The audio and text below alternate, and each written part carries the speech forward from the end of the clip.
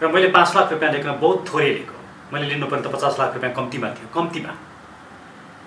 तर राज्यको कोष भएको कारणले मैले जति मेहनत गरेँ त्यो मैले गरेको मेहनतको मेरो बस कम्तीमा 50 लाख रुपैयाँ हुन्थ्यो। मैले कुनै एउटा प्राइभेट पार्टीसँग लिनु परेको पनि म त्यति लिन्थेँ। दोस्रो कुरा, मैले पैसाको लागि वकालत गरेको होइन, किनकि डिजोल्युसन चाहिँ अहिले मुलुकको लागि आवश्यक छ। किनकि उहाँहरूले यो राजनीति असफल बनाउनु, यो राजनीतिक असफल भएपछि अब यसका दुईवटा मात्रै विकल्प हो। एउटा चुनावमा गएर उहाँहरूलाई दण्डित गर्ने। अब नागरिकले गर्छन् गर्दैन त्यो त नागरिकको कुरा हो नि। जो फेसबुकमा मेरो आलोचना गरिरहेछन्, विरोध गरिरहेछन्, उनीहरूले पनि दण्डित गर्नु पऱ्यो नि। फेसबुकमा लेखेर मात्रै हुन्छ। भोट दिने बेलामा ओलीलाई पनि नदिनु, प्रचण्डलाई पनि नदिनु, एउटा नयाँ शक्तिलाई दिनु पऱ्यो नि। अनि पो सार्थक हुन्छ त। आलोचना गर्नेले आलोचना गर्ने जथाभावी फेसबुकमा लेखेर हुन्छ, यसै मुलुक बन्छ। गाली गर्नेहरूले त विकल्प दिन तयार हुनु पऱ्यो। म अब विकल्प दिन्छु। यिनीहरूले ठिक गरेन, भ्रष्टाचार गरे, यिनीहरू गलत पनि तिनै मान्छे भन्छ। अनि उनीहरूका आमसभामा उनीहरूका पछि जुलुसमा तिनै मान्छे जान्छ। अनि पैसा दिएपछि पुग्ने रहेछ, मासुभात खुवाएपछि पुग्ने रहेछ। अनि यस्तो किसिमको समाजमा परिवर्तन कसरी हुन्छ? तपाईँ र मैले टाउको ठोकेर त हुँदैन। दुवै पक्षले अदालतलाई दबाब दिएका छन्। आफ्नो पक्षमा निर्णय आएमा मान्ने, नआएमा नमान्ने धम्की दिएका छन्। त्यो गलत हो। अदालतले दिने निर्णय मान्नुपर्छ। अदालतले दिएको निर्णय मन नपर्न सक्छ, चित्त नबुझ्न सक्छ, त्यसको आलोचना गर्न पाइन्छ, तर मान्नु चाहिँ पर्छ। जो आफूलाई डेमोक्रेटिक हो भन्ने, म लोकतान्त्रिक हो भन्ने त म नागरिकको निर्णय मान्छु, नागरिकले मलाई हरायो भने ठिक छ, फलानले गल्ती गरेको पनि फलानलाई हराउनुपर्छ भनेर जान सक्नु पऱ्यो। म इलेक्सनमा पनि जान्न, निर्वाचन आयोगमा गएर इलेक्सन नगर भन्ने, अनि सडकमा विरोध गरेर संसद पुनर्स्थापना गर भनेर हुन्छ। सडकले त संसद पुनर्स्थापना गर्दैन। गऱ्यो भने अदालतले मात्रै गर्न सक्छ। अदालतले गरेको निर्णय त आफ्नो पक्षमा नै आउन सक्छ, विपक्षमा पनि आउन सक्छ नि। दुईटै कुरा मान्नु पऱ्यो नि। धारा 76 को साथले संसद विघटन गर्ने र संसद विघटन गरेपछि 6 महिनामा निर्वाचन गर्ने भन्ने कुरा प्रष्ट रूपमा लेखेको छ। 76 को धारा 2 को प्रधानमन्त्रीले विघटन गर्न सक्दैनन्, 3 कोले पनि सक्दैनन्, 5 को कुरा लेखिहाल्यो भनेपछि कसलाई भनेको त भन्दाखेरि 76 को 1 को प्रधानमन्त्रीलाई भनेको। त्यसले 76 को 7 मा 76 को 1 को प्रधानमन्त्रीलाई भनिएको हुनाले संविधानमा लेख्दै नलेखिएको भन्ने कुरा होइन। तर मानिसहरूले खोजे जस्तो धारा 76 1 को प्रधानमन्त्रीले संसद विघटन गर्न पाउनेछन् भनेर यसरी चाहिँ लेखिएको छैन। त्यसरी नलेख्दैमा संसद विघटन गर्न नपाउने भन्ने हुँदैन। किन संविधानमा सबभन्दा पहिला बुझ्नुपर्ने कार्यकारिणी अधिकार भनेको प्रतिबन्ध लगाएको काम गर्न पाउँदैन, प्रतिबन्ध नलगाएको सबै काम कार्यकारिणीले गर्न पाउँछ। संविधान भनेको त्यही हो। विघटनको विरुद्धमा निवेदकहरूको तर्फमा बहस गर्नेहरूको खूब फोटोसहित खूब चर्चा परिचर्चा आयो। केही मिडियाहरूले त प्रधानमन्त्रीको पक्षमा बहस गर्नेहरूको कुरा उल्लेखसम्म पनि गरेनन्। यो मिडियामा बायसनेस देखियो। मिडिया त बायस हुनु हुँदैन। मिडियाले त सबैका कुराहरू सत्य तथ्य पो बाहिर ल्याइदिने हो त। अनि पो नागरिकलाई मद्दत हुन्छ। मिडिया नै कस्तो पनि एउटा पक्षको वकालत गर्ने। नेपालमा यस्तो मिडिया रहेछ। त्यसैले हामी साँच्चैकै सङ्कटमा छौँ। यो मुलुकमा साँच्चैकै सङ्कट सृजना भएको छ। जो मिडियाले कुनै न कुनै पक्षको वकालत गरिरहेछ, त्यहाँभित्रको गलत कुरा यो गलत हो भनेर मिडियाले भन्यो। किन मिडियाले त्यो वकालत गर्न सकेन? मिडिया पक्षपाती हुन पाउँछ र? मैले ओलीको पक्षमा वकालत गरेँ भन्नुको अर्थ म ओलीको राजनीतिक अभियानलाई या उहाँको राजनीतिमा मेरो समर्थन होइन। राजनीतिक रूपमा म उहाँको विपक्षमा छु। राजनीतिक रूपमा उहाँले गरेका गलत कुराको म विरुद्धमा छु। त्यो प्रचण्डको पनि विरुद्धमा छु, देउबाको पनि विरुद्धमा, अथवा जसले गल्ती गरेका छन् यो मुलुकको भ्रष्टाचार, लुटतन्त्र, व्यतिथिको विरुद्धमै छु। के को पक्षमा चाहिँ? म राज संस्थासहितको लोकतन्त्रको पक्षमा छु। त्यो केपी ओलीले मद्दत गरे अनि उहाँहरू सबले प्रचण्डले सबभन्दा बेसी मद्दत गरे नि। यो सिस्टमलाई कमजोर बनाउन त प्रचण्डले काम गरे। सबभन्दा ठुलो सहयोगी त प्रचण्ड हो। जो राजावादीहरू छन्, राजावादीहरू एक ठाउँमा आउनै सक्दैन। उनीहरूसँग त्यो पोलिटिकल कल्चरै छैन। एक हुनुपर्छ भन्ने उनीहरूसँग ढाल्लो सिस्टमै छैन। उनीहरूले पोलिटिकल थट के हो भन्ने नै बुझ्दैन। पोलिटिकल लिडरसिपको बारेमा उनीहरूको धारणा छैन। राजालाई चाकडी गरेर रिजाएपछि पुग्छ भन्ने हिजोकै 17 साल र 19 सालको या 47 सालको कुरा गर्छन्। अब परिवर्तनले 47 सालको संविधान ल्याउँछ, राजावादीहरू 47 सालको संविधान ल्याउनुपर्छ भन्ने हिँडेका छन्। यस्ता गलत कुरा गरेर कहिले पनि परिवर्तन पछाडि जाँदैन। राजा या त यही 72 सालको संविधानभित्र बसेर यसलाई आवश्यक परिमार्जन र संशोधन गरेर यसभित्र बस्नु पर्यो, या नयाँ संविधान खोज्नु पर्यो। 47 सालतिर फर्किन सकिँदैन। तर अहिले तपाईँले जति राजावादीहरू देख्नुहुन्छ, धेरै राजावादीहरू 47 सालको संविधानको कुरा गर्छन्। 47 सालको संविधानै लागू हुनुपर्छ भनिरहेका छन्। भनिरहेको छ। त्यो भनेको राजनीतिक दिवालियापन। यस्तो दिवालियापनले परिवर्तन हुँदैन। हामीलाई जीव हजिरी गर्नुपर्ने राजा चाहिएको होइन, साँचो अर्थमा नागरिकको हितको लागि, मुलुकको हितको लागि एउटा एकताको प्रतीक भएर बस्ने संस्था मात्रै चाहिएको हो। त्यसैले लोकतन्त्रसहितको राज संस्था एउटा विकल्प हो। तर यो विकल्प पुरा हुनका लागि सबैभन्दा ठुलो बाधक राजावादीहरू नै हो। त्यसैले मैले यसको सम्भावना, अवसर एकदम राम्रो छ तर सम्भावना कम छ। र राजालाई ल्याउँदाखेरि पनि हामीले बहुत शर्तसहित सावधानका साथ ल्याउनुपर्छ। शासन गर्ने राजा होइन, नागरिकको कित्तामा बस्ने, संसदले नियुक्त गर्ने, संसदले फाल्न पनि सक्ने, संसदमा राजीनामा दिन पनि सक्ने, जापानको जस्तो या युकेको जस्तो, नेदरल्यान्डको जस्तो या कम्बोडियाको जस्तो यस्तो सिस्टममा जानुपर्छ। किन निर्वाचनको विकल्पै छैन। निर्वाचन नहुनु भनेको सिस्टम सिद्धिनु। हामीसँग हुनुहुन्छ वरिष्ठ अधिवक्ता डाक्टर सुरेन्द्र भण्डारी हुनुहुन्छ। संशोधन विघटन भइसकेपछि प्रधानमन्त्री केपी शर्मा ओली पक्षबाट उहाँ वकालत गर्दै हुनुहुन्थ्यो। संशोधन विघटन हुनुपर्छ भनेर वकालत गर्दै हुनुहुन्थ्यो। आज यसै विषयमा केन्द्रित रहेर हामी उहाँसँग कुराकानी गर्नेछौँ। स्वागत छ डाक्टर साहब हजुरलाई। धन्यवाद महेशजी। विशेष गरी संशोधन विघटन भइसकेपछि यसले राजनीतिमा ठुलो सङ्कट आयो। देशव्यापी तथा अन्तर्राष्ट्रियमा पनि निकै नै चर्चा चल्यो।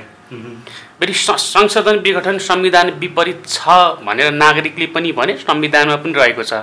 विशेष गरी तपाईँ चाहिँ संशोधन विघटन सही हो भनेर केपी शर्मा ओलीको पक्षबाट वकालत गर्नुभयो। किन गर्नुभयो डाक्टर साहब? के का लागि गर्नुभयो जनतालाई बताइदिनुहोस्। सबभन्दा पहिला चाहिँ महेशजी तपाईँलाई प्रश्नको लागि धन्यवाद। संसद विघटन, नेपालमा भएको संसद विघटनको विषय अन्तर्राष्ट्रिय रूपमा खासै चर्चाको विषय छैन, पहिलो कुरा। र तपाईँले अन्तर्राष्ट्रिय रूपमा कुरा गर्दाखेरि म जापानको उदाहरण दिन्छु। सबभन्दा पहिला जापानमा दोस्रो विश्वयुद्ध पछाडि जापानको संविधान 1946 बनेपछि 1947बाट जापानमा चुनाव सुरु भयो। जापानको संसदले बिचमा मलाई लाग्छ एउटा या दुईटा कार्यकाल मात्रै पुरा गर्न पायो, नत्र कुनै पनि संसदले आफ्नो कार्यकाल कहिल्यै पुरा गरेको छैन। त्यसलाई सधैँ विघटन गरेर निर्वाचन गरिएको छ। त्यसैले विघटन गर्दैमा संविधान विपरीत हुने, त्यसले डेमोक्रेसी समाप्त हुने भन्ने कुरा होइन। दोस्रो कुरा, युकेमै पनि पटक पटक विघटन भएका छन्। 2011 पछाडि पनि 2-3 चोटि चुनाव भइसक्यो। अस्ट्रेलियामा पनि पटक पटक भएको छन्, भारतमा भएको छ, विभिन्न ठाउँमा भएको छ। त्यसैले नागरिककोमा गएर, मतदाताकामा गएर मत लिने, को ठिक को बेठिक, कुन राजनीतिक विषय ठिक कुन राजनीतिक विषय गलत भनेर निर्णय गर्ने कुरा चाहिँ डेमोक्रेटिक हुन्छ, अनडेमोक्रेटिक हुँदैन। यो संविधानले रोकेको पनि छैन। त्यो पहिला हामी क्लियर हुनुपर्ने कुरा के छ भने संसद विघटन फ्रिक्वेन्टली गरिरहनु, जथाभावी गरिरहनु राम्रो होइन। तर जब राजनीतिक मुद्दाहरूमा निर्णय हुन सक्दैन या एमसिसी जस्ता कुरा संसदले पालेर बस्छ, त्यस्तो संसदको उपादेयता सिद्धिन्छ। त्यसैले त्यस्तो संसद चाहिँ विघटन गर्नु नै राम्रो हुन्छ। र नागरिककामा गएर जसले गल्ती गरेका छन् उनीहरूलाई दण्डित गर्ने, उनीहरूलाई चुनावबाट हराउने, सरकारमा नपुर्याउने, नयाँ राम्रा मान्छेहरू ल्याउने, यो त नागरिकको लागि, मुलुकको लागि ठुलो अवसर हो नि। त्यसैले यो अवसरको चाहिँ सदुपयोग गर्नुपर्छ। तर नेपालको संविधानको धारा 76ले के भन्छ भन्दाखेरि, तपाईँले मैले भन्नुभन्दा तपाईँलाई राम्रोसँग थाहा होला, संशोधन विघटन भन्ने त्यहाँ कुनै पनि उल्लेख गरिएको छैन। यो संविधान विपरीत छ भनेर हजुरलाई पनि आफैलाई पनि जानकारी छ। तर विदेशको उदाहरण दिइरहँदाखेरि तर 2072 सालको संविधानमा त छैन नि त डाक्टर साहब। कसरी संविधान विपरीत, कसरी उहाँले विघटन गर्नुभयो र त्यसैले हजुरले त्यही संविधानलाई मा टेकेर यहाँ योभन्दा अगाडिका दिनसम्म वकालत गर्दै आउनु भएको थियो। अहिले फेरि यस कुरामा समर्थन जनाउनु भयो। तपाईँले संविधानको जुन कुरा गर्नुभयो एकदमै लेमेन, संविधान बुझ्दै नबुझेको, कानुनको ज्ञानै नभएको कुरा आयो। भनेपछि संविधानमा प्रष्ट छ। पहिला मलाई भन्न दिनुहोस् न, संसद विघटन गर्ने कुरा चाहिँ कार्यकारिणीको अधिकार हो। कार्यकारिणी अधिकार भनेको चाहिँ व्यवस्थापिकाले गर्ने काम जुन संविधान र कानुनमा लेखिएको हुन्छ, न्यायपालिकाले गर्ने काम जुन संविधान र कानुनमा लेखिएको हुन्छ, त्योभन्दा बाहेकका सम्पूर्ण कुराहरू कार्यकारिणीले गर्छ। कार्यकारिणीले दुईटा किसिमका कामहरू गर्छ। एउटा डिपार्टमेन्टल एक्जिक्युटिभ राइट भनिन्छ। त्यो चाहिँ कानुन, संसदले कानुन बनाएर, जस्तो भन्नुहोस् न खाद्य संस्थानले के गर्ने या टेलिकमले के गर्ने, यी सबै कुराहरू लेखिएका हुन्छन्। त्योभन्दा बाहिर गएर काम गर्न पाइँदैन। तर क्याबिनेटको जुन एक्जिक्युटिभ पावर हुन्छ त्यो चाहिँ दुनियाँको कुनै पनि संविधानमा कार्यपालिकी कार्यकारिणी अधिकारमा चाहिँ यति हो है 1 2 3 4 भनेर कहीँ पनि व्याख्या गरिँदैन, लेख्न सकिँदैन। र त्यो भारतमा होस् कि त्यो युकेमा होस् कि त्यो अस्ट्रेलियामा होस् कि त्यो क्यानाडामा होस् कि जापानमा होस् कि नेपालमा होस् कि कहीँ पनि संसदीय प्रजातन्त्र पार्लियामेन्ट्री फर्म अफ डेमोक्रेसी अपनाएका देशहरूमा जबसम्म संसद विघटन गर्न पाइँदैन भनेर प्रतिबन्ध लगाइँदैन वा तर 2072 सालको संविधानले त लगाएको छ नि त डाक्टर साहब, त्यति शर्तहरू राख्न सकिन्छ। यो कन्डिसनमा मात्रै। तर राष्ट्रपतिले त संविधानमै टेकेर मैले संसद विघटन गरेर भनेर राष्ट्रपतिले पनि बोलेका छन्, प्रधानमन्त्रीले पनि भने। मलाई भन्न दिनुहोस् न, पहिला तपाईँले कुरा बुझ्नु पऱ्यो नि। यसको दुईटा प्रिन्सिपल, एउटा प्रतिबन्ध लगाइयो भने प्रतिबन्ध लगाएको काम गर्न पाउँदैन कार्यपालिकाले, प्रतिबन्ध नलगाएको काम न्यायपालिका र विधायिकाको बाहेक सबै काम कार्यपालिकाले गर्छ। हामीले जुनसुकै सिस्टममा होस्, त्यो गणतन्त्र होस् कि राज संस्था होस् कि जुनसुकै तन्त्र होस्, पहिला बुझ्नुपर्ने कुरा यो। आज पनि त्यही हुन्छ, भोलि पनि त्यही हुन्छ। पहिलो। दोस्रो, धारा 76 को 7 ले संसद विघटन गर्ने र संसद विघटन गरेपछि 6 महिनामा निर्वाचन गर्ने भन्ने कुरा प्रष्ट रूपमा लेखेको छ धारा 76 को 7। त्यो भनेको किन धारा 76 को 7 मा 3टा प्रधानमन्त्रीको कुरा उल्लेख छ। एउटा धारा 76 को 5 को प्रधानमन्त्री, 76 को 5 को प्रधानमन्त्री भनेको चाहिँ 76 को 2 बमोजिमको सरकार बनेन, 3 बमोजिमको सरकार बनेन भने प्रतिनिधि सभाको कुनै पनि सदस्यले विश्वासको मत म जित्छु भन्यो भने त्यस्तोलाई सरकार बनाउन दिइन्छ। नेपालमा अहिलेसम्म त्यस्तो सरकार बनेको छैन। तर त्यो 76-5 को सरकारले विश्वासको मत प्राप्त गर्न सकेन भने संसद विघटन गर्न सक्छ भनेर 76 को 7 मा एउटा प्रधानमन्त्री त्यो उल्लेख गरेका छ। दोस्रो प्रधानमन्त्री 76 को 5 अन्तर्गत कुनै सदस्यले म विश्वासको मत प्राप्त गर्न सक्छु भनेर भन्यो, तर त्यसमा राष्ट्रपतिले विश्वास गर्नुपर्छ, राष्ट्रपतिलाई विश्वासमा दिलाउन सक्नुपर्छ, विश्वास दिलाएन भने त्यसरी नियुक्त हुन नसकेको प्रधानमन्त्री भनेर दोस्रो शब्द। र तेस्रो शब्द प्रधानमन्त्रीको सिफारिस भनेर भन्यो। त्यो प्रधानमन्त्रीको सिफारिस भनेको चाहिँ 76 को धारा 2 को प्रधानमन्त्रीले विघटन गर्न सक्दैनन्, 3 कोले पनि सक्दैनन्, 5 को कुरा लेखिहाल्यो भनेपछि कसलाई भनेको भन्दाखेरि 76 को 1 को प्रधानमन्त्रीलाई भनेको। त्यसले 76 को 7 मा 76 को 1 को प्रधानमन्त्रीलाई भनिएको हुनाले संविधानमा लेख्दै नलेखिएको भन्ने कुरा होइन। तर मानिसहरूले खोजे जस्तो धारा 76 को प्रधानमन्त्रीले संसद विघटन गर्न पाउनेछ भनेर यसरी चाहिँ लेखिएको छैन। त्यसरी नलेख्दैमा संसद विघटन गर्न नपाउने भन्ने हुँदैन। किन संविधानमा सबभन्दा पहिला बुझ्नुपर्ने कार्यकारिणी अधिकार भनेको प्रतिबन्ध लगाएको काम गर्न पाउँदैन, प्रतिबन्ध नलगाएको सबै काम कार्यकारिणीले गर्न पाउँछ। संविधान भनेको त्यही हो। भनेपछि हजुरको भनाइअनुसार संविधानमा प्रश्न छ लेखिया। अब तपाईँले यहीँनिर गल्ती गर्नुभयो। प्रत्यक्ष लेखिएको भनेको प्रधानमन्त्री धारा 76 को प्रधानमन्त्रीले संसद विघटन गर्न पाउनेछन् भनेर त लेखिएको छैन, त्यो लेखिँदैन पनि, त्यो लेख्न जरुरी नै हुँदैन। किनकि धारा 76 को प्रधानमन्त्री भनेकै उनले संसदको विश्वासको मतै लिनु पर्दैन, अरू प्रधानमन्त्रीले विश्वासको मत लिनुपर्छ। 76 को प्रधानमन्त्रीले अविश्वासको प्रस्ताव राख्न सकिँदैन किनकि यो बहुमतमा हुन्छ। भने त्यस्तो प्रधानमन्त्रीको चाहिँ यो इनहेरेन्ट राइट हो, विशेष अधिकार। संविधानमा नलेखी पनि त्यो अधिकार हुन्छ। संविधान भनेको चाहिँ संविधान 3टा कुराले हुन्छ। एउटा संविधानको दस्तावेज, अर्को संविधानको कन्स्टिट्युसनल कन्भेन्सन भन्ने हुन्छ, तेस्रो अदालतका निर्णय। यी 3टा कुरा एक ठाउँमा राखेपछि मात्रै कम्प्लिट संविधान हुन्छ। त्यसैले यो 3टै कुरालाई एक ठाउँ राखेर हेर्दाखेरि यो कुरा देखिन्छ। हिजोको दिनमा तिनै नेताको विरोध गर्ने सुरेन्द्र भण्डारी लगायतका मानिसहरू आज सुरेन्द्र भण्डारीले तिनै नेताको पक्षमा वकालत गर्न कसरी सकेका होलान् भनेर भनेका छन्। तपाईँले किन गर्नुभयो? के बाध्यता आइलाग्यो? अलिकति प्रश्न पारिदिनुहोस्। गजब राम्रो प्रश्न राख्नुभयो, धन्यवाद। अर्को पनि भनेका छन् सुरेन्द्र भण्डारीले 5 लाख रुपियाँ लियो, त्यो पनि भनेका छन् नि हैन। पहिलो कुरा के हो भने मैले एउटा प्रोफेसनल रूपमा काम गरेको र मैले 5 लाख रुपियाँ लेख्न बहुत थोरै लिएको। मैले लिनुपर्ने त 50 लाख रुपियाँ कम्तीमा थियो, कम्तीमा। तर राज्यको कोष भएको कारणले मैले जति मेहनत गरेँ त्यो मैले गरेको मेहनतको मेरो बस कम्तीमा 50 लाख रुपियाँ हुन्थ्यो। मैले कुनै एउटा प्राइभेट पार्टीसँग लिनु परेको पनि म त्यति लिन्थेँ। तर राज्यको कोष भएको कारणले गर्दाखेरि मैले थोरै रकम लिएको पहिलो कुरा। दोस्रो कुरा मैले पैसाको लागि वकालत गरेको होइन, किनकि डिजोल्युसन चाहिँ अहिले मुलुकको लागि आवश्यक छ। किनकि उहाँहरूले यो राजनीति असफल बनाउनु, यो राजनीतिक असफल भएपछि अब यसका दुईवटा मात्रै विकल्प हो। एउटा चुनावमा गएर उहाँलाई दण्डित गर्ने, अब नागरिकले गर्छन् गर्दैन त्यो त नागरिकको कुरा हो नि। जो फेसबुकमा मेरो आलोचना गरिरहेछन्, विरोध गरिरहेछन्, उनीहरूले पनि दण्डित गर्नु पऱ्यो नि। फेसबुकमा लेखेर मात्रै हुन्छ? भोट दिने बेलामा ओलीलाई पनि नदिनु, प्रचण्डलाई पनि नदिनु, एउटा नयाँ शक्तिलाई दिनु पऱ्यो नि, अनि पो सार्थक हुन्छ त। आलोचना गर्नेले आलोचना गर्ने जथाभावी फेसबुकमा लेखेर हुन्छ? त्यसैले यो नागरिकको हातमा आएको अवसर, गलत मान्छेलाई दण्डित गर्नुहोस्।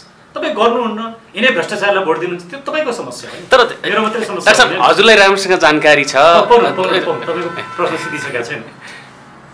त्यसैले मैले बहस गर्नु पछाडिको कारण के हो भने अबको यो राजनीतिक असफलताका दुईवटा मात्रै विकल्प, एउटा निर्वाचन, त्यसले केही करेक्सन गर्न सक्छ, दोस्रो सत्ता नै फाल्ने कुरा, यो सिस्टमै फाल्ने कुरा। र सिस्टमै फाल्ने कुरामा त म र तपाईँ दुईजना लागेर त सिस्टम फालिँदैन नि। पिपलले साथ दिनु पऱ्यो, जसले आलोचना गर्छन्, फेसबुकमा लेख्छन्, तिनीहरूले साथ दिनु परेन? उनीहरूले फेसबुकमा लेखेर मात्रै पुग्छ, आलोचना गरेर मात्रै पुग्छ र पुग्दैन? साँच्चै तपाईँ मुलुकको लागि चिन्तित हुनुहुन्छ भने कि त निर्वाचनबाट गलत मान्छेलाई हराउनुहोस्, कि यो सिस्टम परिवर्तनको लागि आउनुहोस्, त्योभन्दा अर्को विकल्प छैन। त्यसैले अहिले संसद पुनर्स्थापना गरेर के प्रचण्डलाई प्रधानमन्त्री बनाएर यो मुलुकको समस्या समाधान हुन्छ? त्यहीँभित्र चलखेल गर्ने, प्रधानमन्त्रीको कुर्सी बाँडचुँड गर्ने, यो पनि राजनीति हुन्छ। त्यसैले उहाँहरूले गरिराखेको, जसले यति ठुलो 5000 मान्छे मारेको त म जिम्मा लिन्छु नै भने, अहिले 17,000को पनि लिइसके, 17 लिइसके ल भनेपछि तिनै मान्छेलाई हामीले सत्तामा पुर्याउँ, यही हो मुलुकको राजनीति। तपाईँलाई यही राजनीति प्रचण्ड नै चाहिन्छ, 17,000 मान्छे मार्न नै चाहिन्छ भन्नुहुन्छ भने मेरो भन्नु केही पनि छैन। तर तपाईँले गरे वकालतले त ती दुइटै आउने हो नि त डाक्टर साहब। फेरि ती कि केपी शर्मा ओली नै हुन्छन् चुनाव गरेपछि, कि प्रचण्ड नै हुन्छन्, कि शेरबहादुर देउवा नै हुन्छन्, तिनी अनुहार हुन्छन्। नागरिकहरूको के अर्थ छैन? नागरिकको मिनिङ छ कि छैन? तपाईँको मिनिङ छ कि छैन? मेरो मिनिङ छ कि छैन? तपाईँले शेरबहादुरलाई भोट दिनुहुन्छ नै आउँछन्, तपाईँले प्रचण्डलाई भोट दिनुहुन्छ नै आउँछन्, त्यसो के लाग्छ मेरो? तर यो एउटा अवसर के भने तपाईँ हामी जस्ता व्यक्तिहरूले गलत मान्छेलाई भोट दिनु भएन, त्यो कुरा हामीले भन्नु पऱ्यो, हामीले पिपललाई बुझाउनु पऱ्यो, हामी सबैले एउटै आवाज निकाल्नु पऱ्यो। अब गलत मान्छेलाई भोट नदिउँ भन्न सक्नु पऱ्यो नि, भ्रष्टाचारलाई भोट नदिउँ भन्न सक्नु पऱ्यो नि, अब यो संहितावादीलाई भोट नदिउँ भन्न सक्नु पऱ्यो नि, अब धर्मनिरपेक्षवादीलाई भोट नदिउँ भन्न सक्नु पऱ्यो नि। ल राजाको कुरा विवादास्पद होला, तपाईँलाई राजा मनपर्ने पनि नपर्ने पनि होला, तर तपाईँ धर्म सापेक्ष राज्यमा त विवाद छैन। आज 94% मान्छेहरू ओमकार परिवारका छन्, 90% मान्छेहरू हिन्दू बुद्ध किराँत धर्म मान्ने छन्। अनि यो समूहले आफ्नो धर्म संस्कृति परम्परा आफ्नो पहिचान बचाउन पनि भोट दिँदैन भने के गर्छ त्यो समुदाय? त्यसले यो अवसरलाई लिएर प्रयोग गर्ने कि नगर्ने त्यो चाहिँ नागरिकको कुरा, मतदाताको कुरा हो। उही अहिले सडकमा आएका छन् नि मासु भातमा, मासु भातमै आउने हो भनेदेखि त यिनै आउँछन् भोलि पनि होइन। मासु भातभन्दा माथि उठ्ने साँचो अर्थमा नागरिक बनेर मुलुकको समस्याको लागि म चिन्तित छु, यो मुलुकलाई म बचाउँछु भन्ने पनि एउटा अंश हो। तर यतिले मात्रै यो सिस्टम परिवर्तन चाहिँ हुँदैन, तर केही सुधारका लक्षणहरू चाहिँ हुन्छ। किन यी गलत मान्छेहरूलाई, ओलीलाई हराउँ, प्रचण्डलाई हराउँ, देउबालाई हराउँ, यी सत्ता बसेका यो 30 वर्ष शासन गर्नेलाई हराउँ, नयाँ मान्छेलाई लिएर आउँ। तर त्यो विकल्प त छैन नि त डाक्टर साहब। हजुर त्यो विकल्प त देखिँदैन नि त, दिनु पऱ्यो नि त। देखिएन भनेर चुप लागेर त कहाँबाट आउँछ त? तपाईँ हामी प्रत्येक नागरिकको कर्तव्य हो नि। मैले यसमा के जोड्न चाहेँ भन्दाखेरि धेरै मानिसहरूले अभिव्यक्ति दिएका छन्। डाक्टर सुरेन्द्र भण्डारीले केपी शर्मा ओलीको पक्षमा वकालत गर्नको एउटा कारण छ भनेका छन्। केपी शर्मा ओलीले राष्ट्र संस्थाको पक्षधर्म भएर कुराकानी गर्यो, बोल्यो, अभिव्यक्ति दियो, हिन्दू धर्म पुनर्स्थापना गर्न खोजिया जस्तो लक्ष्य देखायो। त्यही भएर सुरेन्द्र भण्डारीले केपी शर्मा ओलीको वकालत गरे हुन् भन्नेको धेरैको बुझाइ छ, धेरैले अभिव्यक्ति दिएका छन्। तपाईँ के भन्नुहुन्छ? यसो मेरो भन्नु केही पनि छैन, तर म एउटा इन्ट्रेस्टिङ कुरा भन्छु। हिजो म झापामा थिएँ, केपी शर्मा ओलीका बसहरू विराटनगर गइरहेको मैले देखाएको थिएँ र मैले 2-4वटा बसमा राजा वीरेन्द्रको परिवारको फोटो टाँसिएको देखेँ। मलाई त्यो अचम्म लाग्यो, अनौठो लाग्यो, रमाइलो पनि लाग्यो। अब केपी ओलीले नै हिन्दू धर्म या हिन्दू बुद्ध किराँत सहितको धर्म सापेक्ष राज्य स्थापित गरिदिए, संहिताको विकल्प खोजे, त्यो त प्रचण्डले गरे पनि हुन्छ, शेरबहादुरले गरे पनि हुन्छ, केवलले गरे पनि हुन्छ। हामी स्वागत गर्छौँ त्यसलाई, किनकि अब मुलुकलाई यो संहिताले टिकाउन सक्दैन। धर्मनिरपेक्ष राज्यले हाम्रो मुलुकको पहिचान र सभ्यता समाप्त पार्छ। अब राजाको विषय मान्छेहरू विभक्त होला। हो, म राज संस्था सहितको लोकतन्त्रको पक्षमा छु। कसैलाई यो कुरा मन पर्ला, कसैलाई मन नपर्ला, तर संहिताले मुलुक बस्न सक्दैन। धर्म सापेक्ष राज्य चाहिन्छ भन्ने कुरामा त विवाद छैन नि। थोरै मान्छेहरूको मात्रै फरक मात्र होला, तर मोर देन 90% मान्छेहरू यो ठाउँमा छन् नि। ती मान्छेहरू त एक ठाउँमा आउन सकिन्छ नि त। ती मान्छेहरू एक ठाउँमा आएर गलत प्रवृत्ति भएका मान्छेलाई हराउन सकिन्छ नि। भन्नु पऱ्यो आउँदो इलेक्सनमा जसले धर्म सापेक्ष राज्य बनाउँछ त्यसलाई मात्रै म भोट दिन्छु, जसले संहिताको विकल्प खोज्छ त्यसलाई मात्रै म भोट दिन्छु। आफूले पनि त्यो गर्नु पऱ्यो, अरूलाई पनि त्यो भन्न लाउनु पऱ्यो नि। अन्त परिवर्तन हुन्छ नि त। भोट पावरफुल हुन्छ। डेमोक्रेसीमा भोट जति पावरफुल अरू केही पनि हुँदैन। तर नेपालमा चुनावमा पैसाले खेल खेल्छ, गुन्डाले खेल खेल्छन्, छलकपट हुन्छ। त्यो पो समस्या हो त। त्यो समस्यालाई सम्बोधन गरेँ नि फेरि नागरिक आफै म पैसामा बिकिनँ भने त मलाई कसैले किन्न सक्दैन। मैले मेरो मत आफ्नै कारणले, आफ्नो निर्णयका कारणले दिनु पऱ्यो, ठिक ठाउँमा दिनु पऱ्यो। त्यसमा मलाई कसले जबरजस्ती गर्न सक्छ? त्यसले भोट चाहिँ डेमोक्रेसीमा पावरफुल इन्स्ट्रुमेन्ट हो। अब हामीले यसलाई प्रयोग गर्न सक्यौँ, मुलुक अलिकति राइट ट्र्याकमा जान्छ। गर्न सकेनौँ, यो मासु भातमै हामी बिक्यौँ त के लाग्छ त? कसैको केही लाग्दैन। विशेष गरी अदालतको बहस पनि सकिएको छ। हजुर, संशोधन विघटन हुनुपर्छ भन्ने पक्षका वकिलहरूले राम्रो बहस गर्न सकेनन्, राम्रोसँग आफूलाई प्रेजेन्टेसन गर्न सकेनन् भन्ने गुनासो छ। के भन्नुहुन्छ? मलाई त्यस्तो लाग्दैन। अब कसले बहस राम्रो गरे गरेन मैले यहाँ तर्क गर्नु राम्रो हुँदैन। सबैले आफ्नो तर्कहरू राखेका छन्, आफ्नो प्रस्तुतिकरण दिएका छन्। हो, मिडियाहरूमा विघटनको विरुद्धमा निवेदकहरूको तर्फमा बहस गर्नेहरूको खूब फोटोसहित खूब चर्चा परिचर्चा आयो। केही मिडियाहरूले त प्रधानमन्त्रीको पक्षमा बहस गर्नेहरूको कुरा उल्लेखसम्म पनि गरेनन्। यो मिडियामा बायसनेस देखियो। मिडिया त बायस हुनु हुँदैन। मिडिया त सबैका कुराहरू सत्य तथ्य पो बाहिर ल्याइदिने हो त। अनि पो नागरिकलाई मद्दत हुन्छ। मिडिया नै कस्तो पनि एउटा पक्षको वकालत गर्ने। नेपालमा यस्तो मिडिया रहेछ। त्यसैले हामी साँच्चैकै सङ्कटमा छौँ। यो मुलुकमा साँच्चैकै सङ्कट सृजना भएको छ। विकल्प छैन। विकल्प तयार गर्न हामी तयारै छैनौँ। अनि हामी कुरा गर्छौँ, आलोचना गर्छौँ, गाली गर्छौँ। यसै मुलुक बन्छ। गाली गर्नेहरूले त विकल्प दिन तयार हुनु पऱ्यो। म अब विकल्प दिन्छु भनेर। भनेपछि तपाईँका बहस गरेका कुराहरूलाई, ओलीको पक्षका कुराहरूलाई मिडियाले फोकस गरेन। मिडियाप्रति गुनासो हजुरको? होइन, म त के गुनासै छैन। म धेरै मिडिया चाहने मान्छे नै होइन। म तपाईँले नै कतिचोटि फोन गरेपछि म तपाईँलाई इन्टरभ्यू दिइरहेको छु। मलाई भर्सक इन्टरभ्यू दिन आजभोलि त्यति धेरै मन पनि लाग्दैन। म त्यति मिडिया सेवी मान्छे होइन। म एउटा विचार मन्थन गर्ने, लेख्ने, पढ्ने, आफ्नो पेसा गर्ने र आफ्नो विचारहरू सडकमा गएर राख्ने मान्छे हो। मलाई सत्तामा जानु पनि छैन। मलाई प्रधानमन्त्री मन्त्री हुनु पनि छैन। तर मैले कुनै पदको लागि यो सब गरिराखेको पनि छैन। आफ्नो गोजीको 2 पैसा खर्च गरेर यो सब कुरा गर्नुपर्ने जरुरी पनि छैन मलाई। तर म मुलुकको लागि आफूलाई लागेको कुरा गरिराखेको मात्रै हो। तर धेरै मान्छेले भनिरहेका छन् संशोधन विघटन पुनर्स्थापना हुन्छ भनेर हजुरले बहस गरेर आउनु भएको छ। के लाग्छ हजुरहरूलाई? हुन्छ जस्तो लाग्छ? होइन, त्यो त हामीले बहस गरेर सिक्यौँ।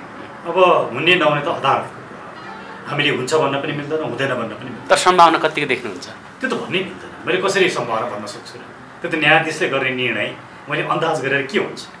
त्यो त व्यर्थको झुटो कुरा हो, गलत कुरा हो। मैले कसरी अन्दाज गर्न सक्छु? तपाईँको मनभित्र के छ म कसरी भन्न सक्छु? तर संविधानमै टेकेर रहँदाखेरि त बोल्न सकिन्छ नि। होइन, संविधानमा टेकेर त मैले भने नि, अघि पनि मैले आफ्नो कुरा राखेँ। मैले 90 पेजको त मेरो बहसै छ, बहस नोट छ लिखित रूपमा। त्यहाँ त तर्क होला नि, त्यत्तिकै त लेखिया छैन होला नि। यदि संविधानमा यो लेखिया छैन, यो लेखिया छ, त्यति भने त किन निर्णय किन गरौँ? न्यायाधीश किन चाहियो? वकिलै किन चाहियो? तर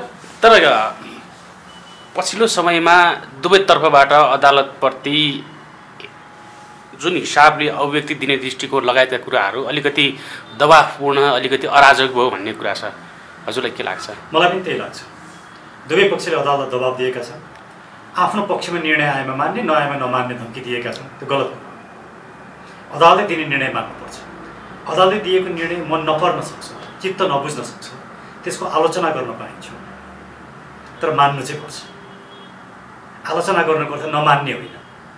स्वस्थ आलोचना, टिका टिप्पणी गर्न पाइन्छ, छलफल गर्न पाइन्छ, त्यसमा गल्ती कमी कमजोरी औल्याउन पाइन्छ, मलाई मन परेन भन्न पाइन्छ, तर मान्नुपर्छ। तपाईँ आफै राजनीति विश्लेषक, धेरै अभिव्यक्ति दिँदै आइराख्नु भएको छ। यदि सङ्घ शासन विघटन पुनर्स्थापना भयो भने भोलि देश कतातिर जान्छ या भएन भने के हुन्छ, कतातिर जान्छ, के देख्नुहुन्छ? होइन, यहाँ अब कस्तो छ भने अहिलेको मुख्य समस्या भनेको नेकपाभित्रको दुईटा गुट, एउटा गुट अर्को गुटलाई सिद्ध्याउन लागेको छ। मान्छे कम्युनिस्टहरूको उपादेयता सिद्धियो भन्ने कुरा त्यहीँबाट बुझिन्छ नि। तर तपाईँ सडकमा मान्छेहरू चाहिँ उहाँहरूकै पछाडि छन्। तपाईँ त्यो बुटल हेर्नुहुन्छ कि काठमाडौँ हेर्नुहुन्छ कि विराटनगर हेर्नुहुन्छ कि कुन ठाउँ हेर्नुहुन्छ, उहाँहरूकै पछि मान्छे छन्। मैले बुझ्न नसकेको कुरा चाहिँ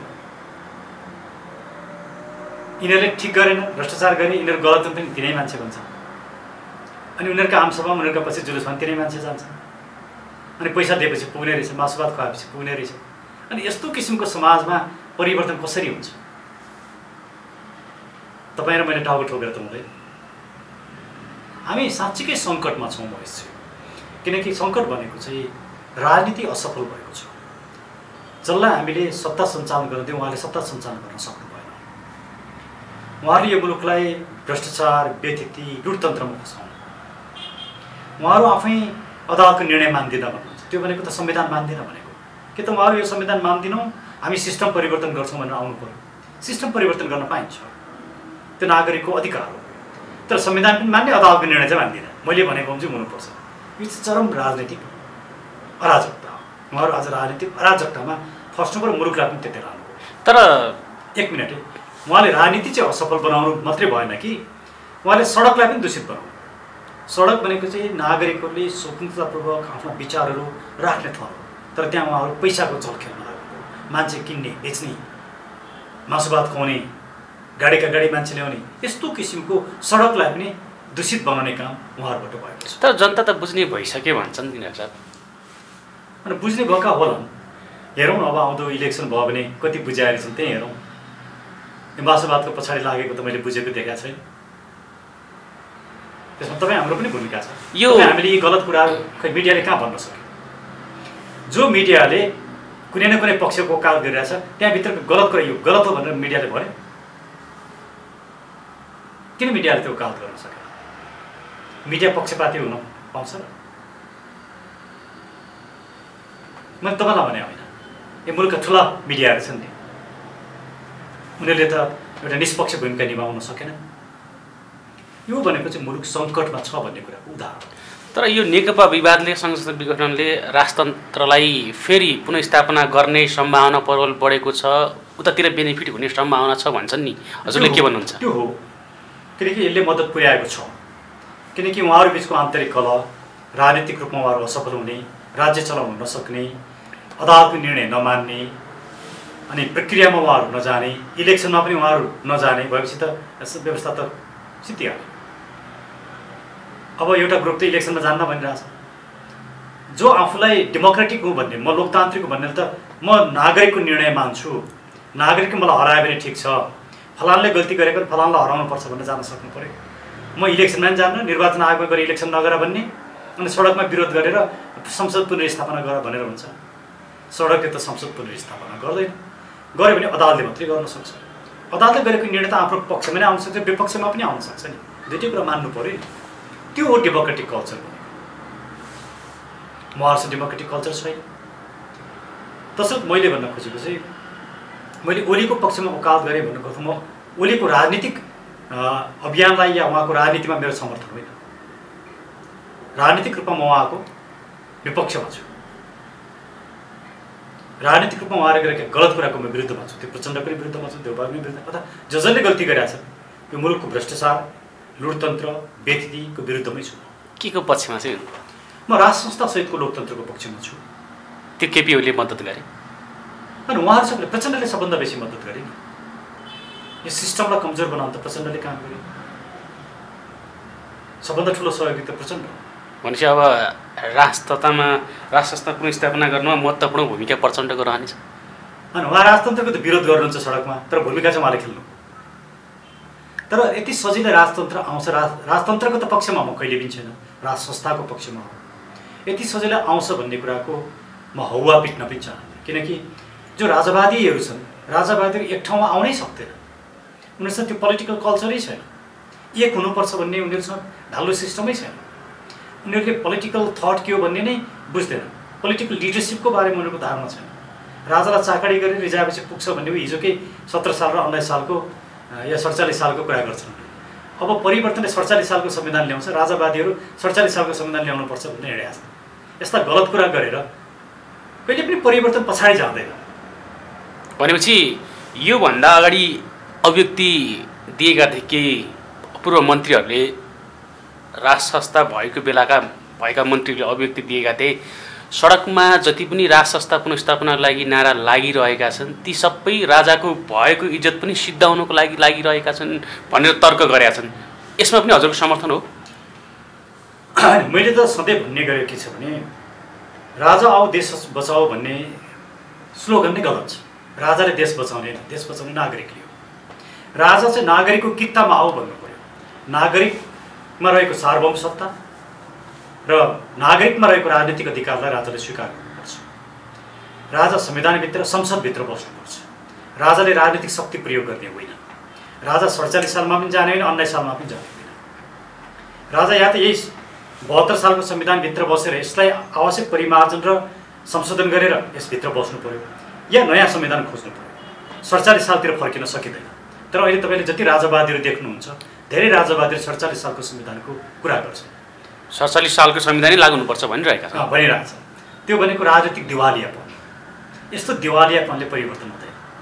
त्यसले यो मुलुकमा के चाहिँ हुनुपर्छ लाग्छ? सबभन्दा पहिला त तपाईँले दुईटा कुरा स्वीकार गर्नु पर्यो। दलीय व्यवस्थाको विकल्प खोज्न सकिँदैन। दलहरूले नै हो राजनीति गर्ने। तर दलभित्र भएका गल्ती कमी कमजोरी त्यसभित्र भएका गलत नेताहरूलाई चाहिँ दण्डित गर्नुपर्छ। राजाले राजनीति गर्ने होइन, राजाले शासन गर्ने होइन। राजा एकताको प्रतीक भएर मात्रै बस्ने हो, एउटा सम्मानित संस्था भएर बस्ने हो।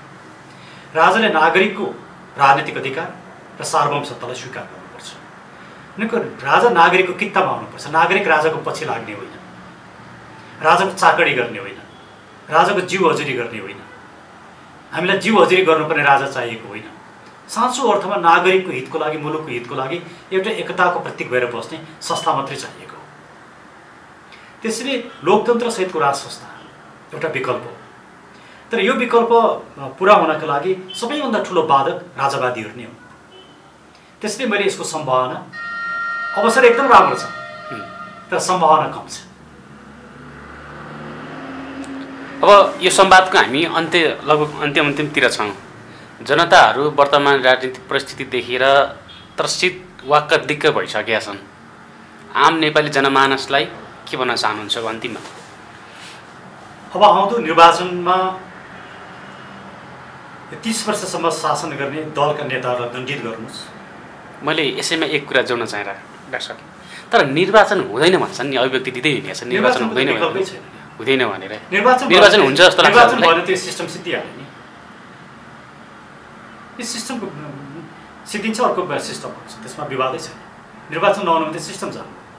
निर्वाचन त जसरी पनि हुन्छ, 2 महिनापछि होला, 4 महिनापछि होला। निर्वाचनको मिति सर्ला तर निर्वाचन हुन्छ। भनेपछि जे ओलीले बोलिरहेका छन् निर्वाचन जसरी पनि हुन्छ भने निर्वाचन हुन्छ। किन निर्वाचनको विकल्पै छैन। निर्वाचन नहुनु भनेको सिस्टम सिद्धिनु। अब कुरा राख्न सक्नुहुन्छ। त्यसैले मैले नागरिकलाई गर्ने अपिल भनेको के हो भने यो मुलुक आज कठिन अवस्थामा छ। यो कठिन अवस्थामा पुर्याउने काम हिजोका राजाका गल्तीले पनि हो, दल र दलका नेताहरूको गल्तीले पनि हो। यी गल्ती गर्ने सबैलाई दण्डित गर्नुपर्छ। राजाले दण्ड पाइसके, राज संस्था नै हटिसक्यो, राजालाई फालिसक्यो, त्योभन्दा ठुलो दण्ड के हुन्छ? तर यी नेताहरूलाई हटाइएको छैन। अब यिनीहरूलाई दण्डित गरौँ। यिनीहरूलाई एकचोटि सबैलाई निर्वाचनबाट पराजित गरौँ। र राजालाई ल्याउँदाखेरि पनि हामीले बहुत शर्तसहित सावधानका साथ ल्याउनुपर्छ। शासन गर्ने राजा होइन, नागरिकको कित्तामा बस्ने, संसदले नियुक्त गर्ने, संसदले फाल्न पनि सक्ने, संसदमा राजीनामा दिन पनि सक्ने, जापानको जस्तो या युकेको जस्तो, नेदरल्यान्डको जस्तो या कम्बोडियाको जस्तो यस्तो सिस्टममा जानुपर्छ। त्यसैले तर राजा आउँदैमा मुलुकका समस्या समाधान हुँदैन। मुलुकको सबभन्दा ठुलो समस्या भ्रष्टाचार हो। त्यसले आज नागरिकहरूलाई मैले भन्ने चाहिँ भ्रष्टाचारको विरुद्धमा उभियौँ, आजसम्म सत्तामा बस्नु नफालौँ, एउटा नयाँ टिम, एउटा सशक्त टिमलाई साथ दिनुहोस्। हामी यो विषयमा बृहत्तर रूपमा छलफल गरिरहेका छौँ, समीक्षा गरिरहेछौँ। सायद केही समय पछाडि हामी एउटा विकल्प दिन सक्छौँ। म अहिले प्रतिज्ञा गर्दिनँ, हामी त्यो विकल्पको खोजीमा छौँ। हामीले विकल्प दिन सक्यौँ भने साथ दिनुहोस्, मैले भन्ने यति। भनेपछि जनताले अब विकल्पको आशा पलाउँदा हुन्छ। जनताले विकल्प पनि आउन सक्छ है भन्ने, विकल्प आउन सक्छ भन्ने कुरा राखौँ।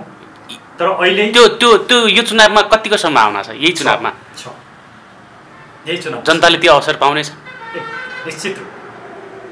तर अहिले म घोषणा नगरौँ, किनकि अब हामी तयारीमा छौँ। यो तयारी जसरी हामी गइरहेछौँ त्यसरी अगाडि बढ्यो भने हामी विकल्प दिन्छौँ। अब हामीले सकेनौँ भने हामीले भन्नुपर्छ सरी, हामीले सकेनौँ भन्नुपर्छ। यो विषयमा हामी हजुरसँग नेक्स्ट संवादमा कुराकानी गर्नेछौँ। समय दिनुभयो, जानकारी गराइदिनु भयो, यहाँलाई धेरै धेरै धन्यवाद दिन चाहन्छु डाक्टर साहब। हस्, नमस्ते।